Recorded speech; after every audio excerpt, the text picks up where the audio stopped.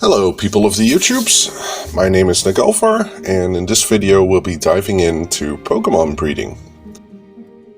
I'll be going over the mechanics for pretty much every Switch game which has actual breeding, which are Sword and Shield, Brilliant Diamond and Shining Pearl, and Scarlet and Violet. So why would you actually need to breed anything at all?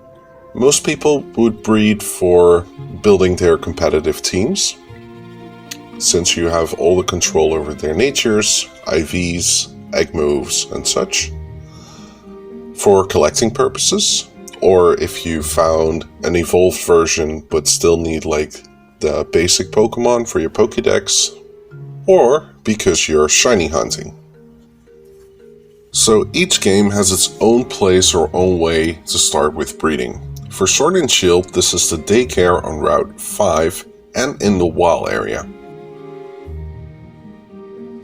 In Brilliant Diamond and Shining Pearl, this is the Pokemon Nursery in Solation Town. And in Scarlet and Violet, you can picnic with your Pokemon.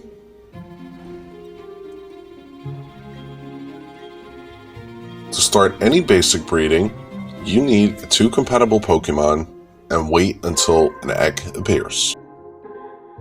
To make hatching eggs go a little faster, you can bring a Flame Body or Magma Armor Pokemon into your party while you're running around or biking.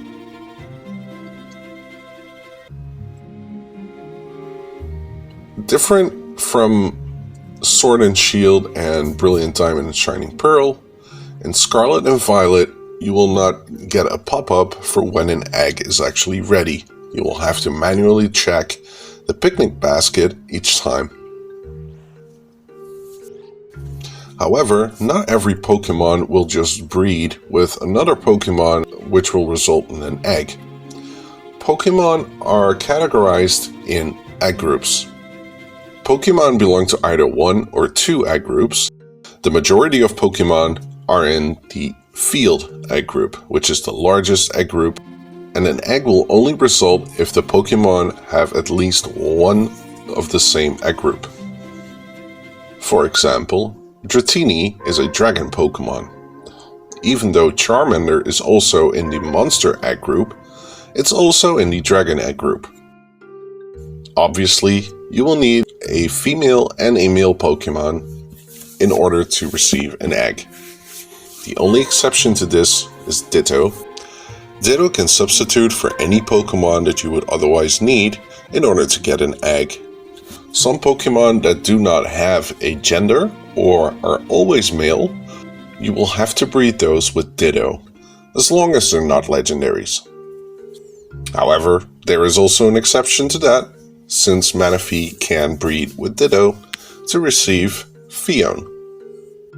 Do note, Ditto cannot pass on egg moves, so you will need either a male Pokemon with the actual moves, or you will need a female and the male Pokemon in order to pass it on. Since Generation 8, it's no longer necessary to breed in egg moves straight from the start. Sword and Shield has the mechanic where if you leave 2 Pokemon, even if they cannot breed with each other, but one has the egg move that you would need on the other one, as long as it has an open slot. The same thing applies to Brilliant Diamond and Shining Pearl, and in Scarlet and Violet you can do the same with a so-called Mirror Herb. If you give 2 of your Pokemon the Mirror Herb and one has an open slot that can learn one of the egg moves of the other Pokemon holding the Mirror Herb, it will learn the new egg move. Aside from egg moves and species, you can also pass on the Pokeball that you want your new Pokemon to be in. Starting with Generation 8, the ball that is passed on is either from the male or the female if they are the same species. So it's a 50-50% chance to get either one. If they are from different species, it will always be the female. If you use a Ditto, Ditto can never pass on the ball and thus will take the other Pokemon's Pokeball by default. Some Pokeballs cannot be passed on, such as the Master Ball and Cherish Ball. One of the main reasons why people breed is to get a Pokemon with a certain natures. There are a total of 25 natures, and aside from 5 neutral natures, the other natures will either raise or decrease one stat. Since the majority of Pokemon focus on either attack or special attack, you can safely take a nature that will decrease the other attack that you won't need. So for example, if we're using Mudkip and making it a physical attacker, we can safely take the adamant nature, which will decrease the special attack. The same logic applies to Pokemon that you don't want to raise their attack, but a different stat like speed or defense. In some cases, in competitive Pokemon, other defensive natures are used to either decrease the speed to get to a certain point where you will always be slower, for example, for Trick Room teams, where it's beneficial that your Pokemon is slower than the rest. You can pass on natures through the Everstone. Select a Pokemon with the preferred nature and give it the Everstone to hold. The resulting eggs will then always have that nature of that parent Pokemon. If you do not have the Pokemon with the right nature yet, either get a Ditto and breed in the nature that way, or you can catch a couple in the wild from the same species until you find the one with the right nature, or you can simply just breed a few eggs without the Everstone and wait until the one with the preferred nature shows up. You can also breed Pokemon to pass on abilities, specifically hidden abilities. If you're breeding for hidden abilities and breeding with the same species Pokemon, or breeding from a different species but the same egg group, the female Pokemon must always have the hidden ability in order to be passed on. If you do not have the hidden ability on a female Pokemon but have it on a male Pokemon, if you breed it with Ditto, it will pass on from a male. However, the chance is lowered compared to the female. A female has a chance of 60% of passing on the ability that it has itself. For male Pokemon, specifically hidden abilities, the chance is only 20%. However, if you do not have a female yet, you could breed a Ditto and a male Pokemon with the hidden ability until you find an egg that hatches into a female Pokemon of that species with the hidden ability.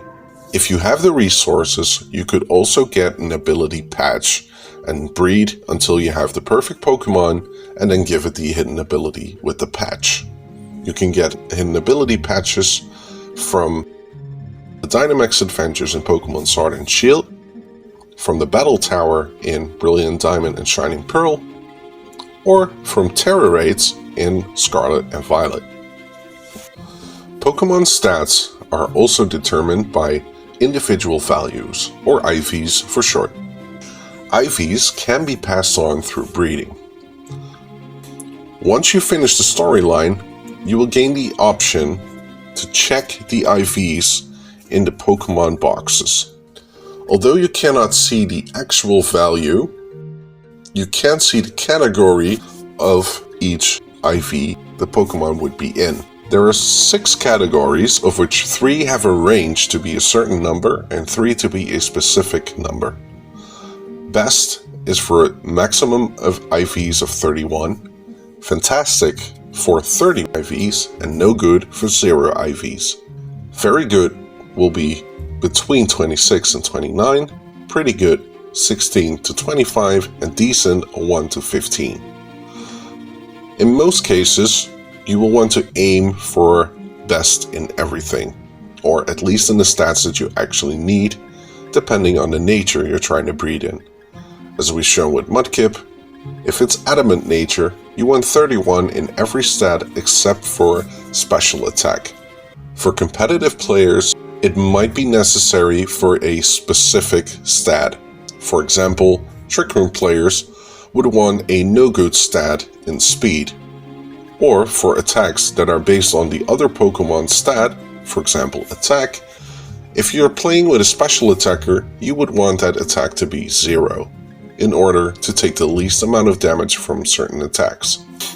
I could recommend checking out the website from Smogon University for all the builds that you could possibly need for competitive Pokemon building. If you breed Pokemon without any breeding items, such as a Destiny Knot, 3 IVs will be taken from both parents, and 3 IVs will be randomized.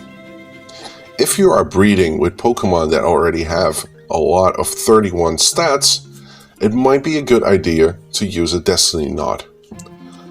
A Destiny Knot will change the number of 3 IVs it will copy from the parents to 5, meaning if you have Pokemon that have perfect stats for both parents and you use a Destiny Knot, you will always end up with a new baby Pokemon that will always have at least 5 stats maxed out. The last one is always randomized. If you do not care for the nature, since you can change nature with mints instead of an Everstone, you can also give your Pokemon a power item. Instead of 1 in 32, you will have a chance of 1 in 6 to get a Pokemon with all perfect stats. However, the nature will be randomized, so if you're looking for a specific nature and you do not want to use mints, this option is not recommended. Once the egg is hatched, you can check in the boxes what the actual IVs are. This covers most of the basics of how to breed Pokemon, at least for competitive or for a new playthrough, or just for trading or for collecting. Shiny breeding, however, has its own mechanics. You can obviously use all the mechanics I've just talked about for shiny breeding, but it's not necessary. However, it's obviously much cooler to find a Pokemon that's either almost perfect or is actually perfect the way you want it, and it being shiny. By default, since Gen 8, finding a shiny Pokemon in an egg has a chance of 1 in 4,096. This is the so-called full odds shiny when breeding. There are, however, ways to increase your chances of finding a shiny Pokemon. The first one, which is available in all the games, is by completing the Pokédex and getting the Shiny Charm. The Shiny Charm basically lowers your chances to have. So if you breed with just the Shiny Charm, your chances will be 1 in 2,048. Do note that the sandwiches in Scarlet and Violet that have sparkling power do not affect the shiny rate of your hatching eggs. They only apply to wild Pokemon. You can, however, get a sandwich with egg power, which will speed up the amount of eggs that you will get in a certain period of time to show up in the basket. You can increase your odds once more with the so-called Masuda method, named after its creator. If you breed Pokemon from a different region, your odds will also drastically go up. Combined with the Shiny Charm, your odds will be 1 in 512, which is the lowest you can go while breeding. So to summarize, to get the best chances to finding a shiny Pokemon, make sure that you have a female and male Pokemon of different regions, or use a Ditto from a different region from which you are yourself.